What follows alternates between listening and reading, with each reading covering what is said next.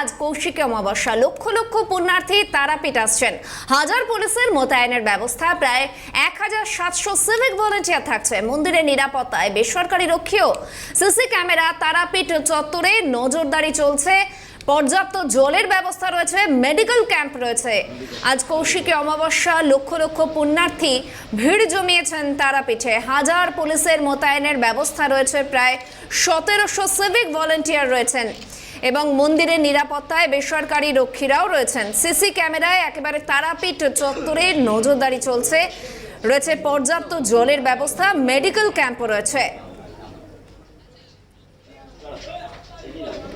Telephone লাইনে এই মুহূর্তে রয়েছেন প্রতিনিধি ভোলানাথ চক্রবর্তী। ভোলানাথ, একেবারে কৌশিকী অমাবস্যা উপলক্ষে তারাপীঠ সেজে উঠেছে, ঠিক কি ছবি এই মুহূর্তে?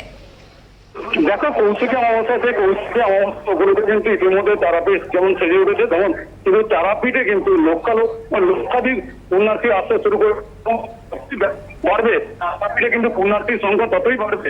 ইতিমধ্যে কিন্তু প্রচুর লাইন দিয়েছে এবং যারা পুজো দেবে, কৌশিকী অমাবস্যার যারা পুজো দেবে তারা কিন্তু ইতিমধ্যে লাইন দিয়েছে।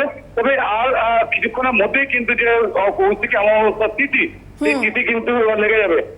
সবাই যেতে পারে। মন্দির কর্তৃপক্ষ যেমন ব্যবস্থা নিয়েছে, প্রশাসনের তরফ থেকেও কিন্তু ব্যবস্থা নেওয়া হয়েছে।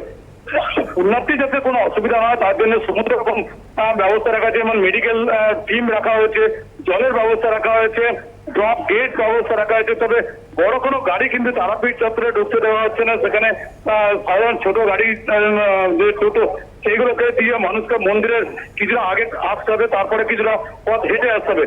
ফলে সমস্ত কিন্তু ব্যবস্থা প্রশাসনের তরফ থেকে যেমন করা হচ্ছে, তেমন কিন্তু রয়েছে মন্দির কর্তৃপক্ষের তরফ থেকেও। ধন্যবাদ ভোলানাথ।